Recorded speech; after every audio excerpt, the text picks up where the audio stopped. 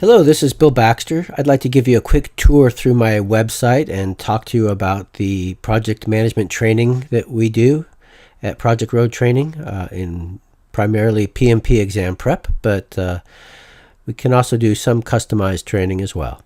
So on the home page here at project-road.com, you'll see an introductory video and some background information. And then down at the bottom, you'll see that we are indeed a PMI registered education provider, REP number 4338. Back up to the top under courses, you'll see that we offer both an e-learning course and a classroom course, the 4-day boot camp style classroom course, and then a self-paced e-learning course. And next I want to show you the look and feel of my lecture slide decks, because I think they're very unique and they're part of what makes my training especially valuable. So here we have what I call my summary level ITTO diagram for the Chapter 4 Integration Management Knowledge area. And we have the processes laid out here, develop project charter, develop project management plan, etc. And the convention I use is that inputs flow into the left side of a process, outputs flow out of the right side. Dash blue arrows indicate an information flow that's coming from some other knowledge area.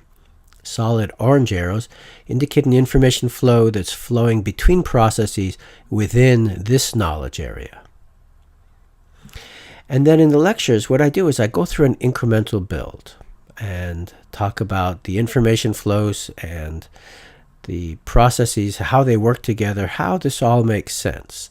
So here we see the project statement of work flowing as an input to this very first process, develop project charter. And then the output is the project charter, just as we'd expect, flowing on to the next process, develop project management plan. And from time to time, I'll highlight key information in the PMBOK, just the most important fundamental material from the PMBOK, to highlight it and give students a strong foundational understanding. So here the PMBOK talks about what the project charter should contain, addresses the question of who should write it, and we keep going through and talking about all these different information flows. Here we're seeing a lot to do with change requests. And eventually we get to a point where we need to look at a slice through the framework and get some more context. So here we have a slice through the framework looking just at change requests, and we talk about how they behave throughout the framework and how that all makes sense. And here we're looking at the baselines and subsidiary plans that become part of the overall project management plan. Here we're folding in some more of the tools and techniques, laying in some more detail. We come to the completed diagram, which is pretty busy, but then we go back to this summary level diagram, and we have exercises to help reinforce these more important ITTOs that are selectively chosen to represent and be evocative of how these processes work together within this knowledge area. And the goal is not just to brute force memorize these ITTOs, but to really help the student deepen their understanding of how the PMI framework for project management works and how these processes interact with each other within this knowledge area. And these key information flows are really an important part of that framework. And this is going to be much easier for students to get their head around compared to the tabular form that you find in the PMBOK guide. Now I'd like to take you back to my website and show you some other resources that are designed to support the students after they've gone through the course. They have, I tell them, 3 months of study, on average, 3 months of study required to really prepare for the exam. And so there's some supporting resources to help them with that. There's, under Getting Started, there's some guidance on study strategy. There's a ebook that can be downloaded, a series of short videos with some more detailed study strategy guidance, a certain study guide that I recommend. I think it's far better than the market leader. And then there's a meetup group for in-person study group sessions in the Chicago area. And then under Resources Student Portal, there's a password-protected student portal. Once you log in there, you'll see this pyramid concept I have of talking about different material that should be studied with certain very specific different strategies. Page 1 and page 2 of the brain dump, there's flashcards. There's a link to a spreadsheet of 45 recommended flashcards. In my view, there's nothing more useless than a deck of 500 flashcards. There's the ITTO exercises, and I want to show you this. I'm really proud of this ITTO drag and drop exercises. So, for example, if we select Chapter 4 that we were looking at earlier, we have this template here of that ITTO diagram. And up above, we have these key ITTOs. So here, if we find, for example, I'm looking for the project statement of work. We know that's an input to this process, develop project charter. And then the project charter is an output of that. We know that change requests go into this process, perform integrated change control, and then approved change requests come up to directed managed project work to be implemented, and so forth. So if we try to drag something into the wrong place, it'll bounce back.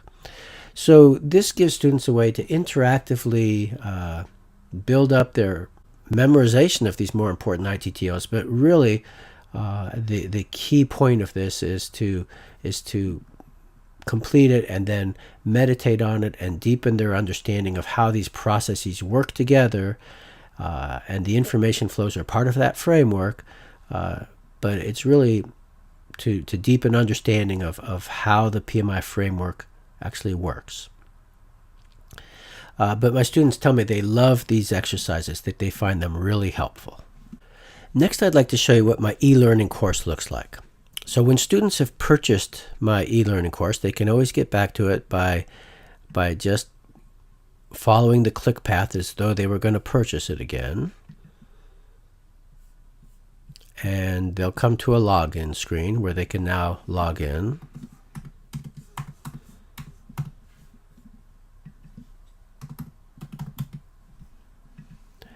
And then you'll click on Take a Test and select the course program. And now you see all of the modules within the e-learning course. So you'll see we have an introduction and an overview and some framework. And then we have integration, scope, and so forth, all of the knowledge areas. And down at the end, we have a module for the PMI Code of Ethics and Professional Conduct. And then there's a test which students need to score well enough on to get the certificate of completion that documents the 35 hours of training, which is one of the requirements to sit for the exam.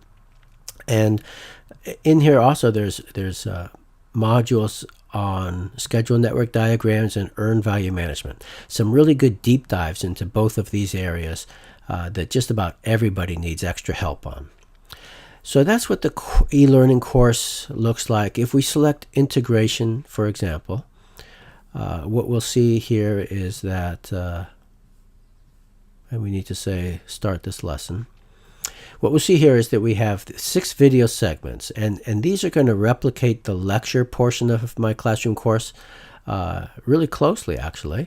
So the whole lecture of 30 or 45 minutes is divided into these modules, and each module is some video of the series of slides with a voiceover, so it's as close to being in the room hearing the lecture as possible.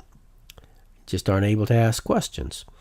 And the next page has segment 2, and you can see we're going through that incremental build in with all of that visual perspective within my ITTO diagrams. And here's segment 3 and segment 4, segment 5, and the final one, segment 6. And then after this, we come to the practice questions. So I write all of these questions myself, and they're designed to highlight certain tricks and traps that people might see on the exam, as well as to deepen understanding of the material. And I urge people to write down and commit to their answer before they go on to the next page and look at the answer. So on the next page, the question is repeated, there's the answer, and then there's some detailed explanation to go with that answer. and then on to the next question. And so this gives you a feel for what my e-learning course looks like. So that's really what I wanted to show you. We've reviewed the fact that Project Road Training is indeed a PMI registered education provider. We offer both a classroom course, public classes, private classes, custom developed classes if that makes sense, and the self-paced e-learning course, a constellation of related resources that can support students as they go through their additional studies to get ready for the exam. I tell students to expect it to take on average about 3 months to prepare for the exam. My course will give them some good guidance so they do that study as effectively as possible.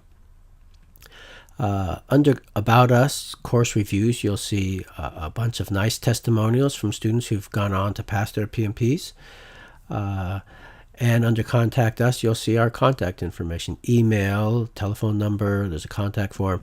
So you can reach out to us if you have questions, if you want to explore a volume discount for a large number of seats for the e-learning course, if you want a customized classroom course, if you want some customized training for a specific, more focused topic, we can certainly explore that.